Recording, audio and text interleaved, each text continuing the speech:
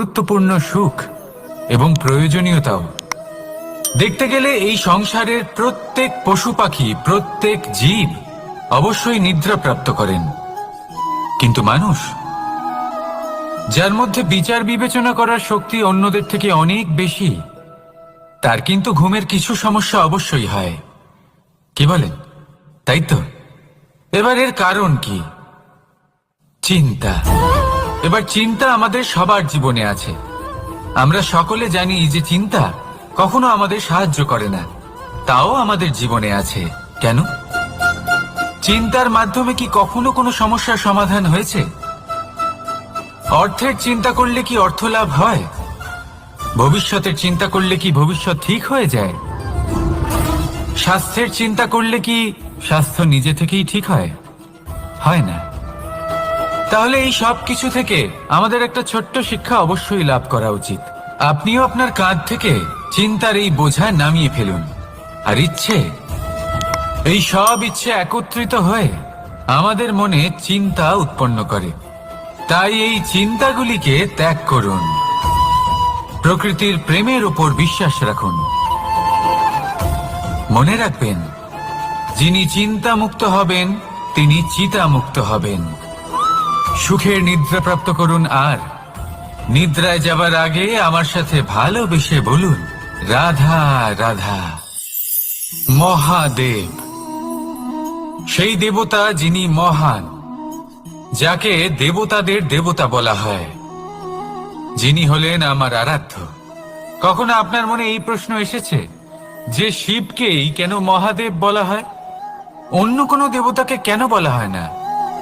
সেই কারণ মহাদেবের মধ্যে, ওনার মধ্যে এমন এক বিশেষ গুণ রয়েছে যা অন্য কারণ নেই। তা হলো নিঃস্বার্থ হয়ে মানুষের সেবা করা। যদি প্রয়োজন পড়ে, যদি সৃষ্টির পথে বিনাশের কালো মেঘ ছেয়ে থাকে, তখন নিজের প্রাণের চিন্তা না করে হলাহল পান করার জন্য প্রস্তুত থাকেন মহাদেব। আর এই অদ্বিতীয় ত্যাগের জন্যই শিবকে মহাদেব বলে ডাকা হয়। এবার যদি কোনো মানুষও নিঃস্বার্থ ভাবনার দ্বারা নিজেকে অর্পণ করে দেয় এই জগতের কল্যাণের জন্য, মানুষের সেবার জন্য, তাহলে তিনিও মহাপুরুষ, মহামানব হতে পারেন। যদি কেউ অভুক্ত থাকেন, তাহলে নিজের থালা থেকে অর্ধেক খাবার তাকে দিয়ে দিন। যদি কেউ অসুস্থ হন, তাহলে তাকে সেবা করার, চিকিৎসা করার চেষ্টা করুন। এই জীবন শুধু নিজের জন্য নয়, অন্যদের প্রতি, সমস্ত সংসারের প্রতি উৎসর্গ করুন। যদি এইসব মানুষ শিখে যান, তাহলে তিনি মহাদেবের পথে অগ্রসর হতে পারেন। যদি মানুষ নিঃস্বার্থ ভাবনার দ্বারা এই সংসারের সেবা করতে শিখে যান, তাহলে তিনি নিশ্চিত রূপে মহামানব অবশ্যই হতে পারবেন। আসুন আমার সাথে ভালোবেসে বলুন, রাধা রাধা। স্বর্ণ, হিরে, মুক্ত, মানিক, এই সব কিছুকে আগে পাথর বলা হতো। তাহলে এমন কি হলো যে এদের রত্ন বলা হয়? আর রত্ন তা বাস্তবে আসলে কি?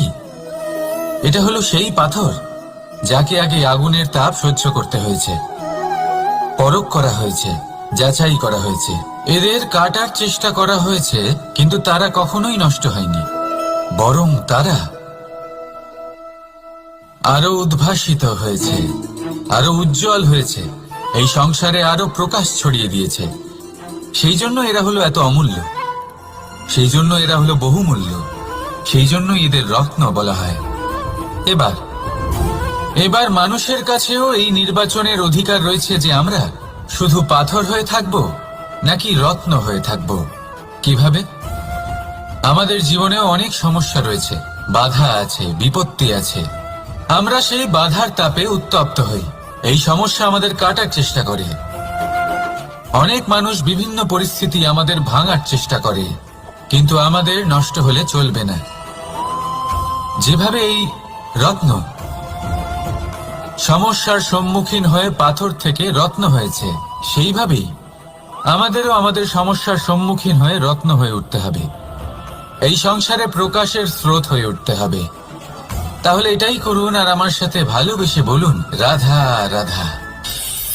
সংসারে সব থেকে বড় শক্তি আসলে কি? কেউ বলবেন শারীরিক শক্তি, কেউ বলবেন অস্ত্রের শক্তি, কেউ বলবেন জ্ঞানের শক্তি। ঠিক আছে, কিন্তু যদি আমি বলি সংসারের সব থেকে বড় শক্তি হলো শক্তি কোনো এক তথ্যের, আগে হ্যাঁ, তথ্য। এই তথ্য নিজেই কিন্তু খুব শক্তিশালী, অত্যন্ত শক্তিশালী অস্ত্র হলো এই তথ্য। আর সত্যি বলতে অনুচিত তথ্যের থেকে অনেক বেশি ঘাতক হলো অসম্পূর্ণ তথ্য। যেরকম আজ শাম্ব রুক্মির সাথে করেছে, ওকে অসম্পূর্ণ তথ্য দিয়েছে, তার ফলে বিনাশ হলো। যদি এইভাবেই আপনার কাছেও কোনো অসম্পূর্ণ তথ্য আসে, আর যদি আপনি তা পরখ না করে দেখেন, যাচাই না করে দেখেন, আর নিজের কর্ম করেন, তাহলে উত্থানের বদলে আপনি পতনের সম্মুখীন হবেন। বিকাশের বদলে আপনার বিনাশ হয়ে যাবে। মনে রাখবেন একটা অত্যন্ত গুরুত্বপূর্ণ কথা, সঠিক তথ্য পাওয়া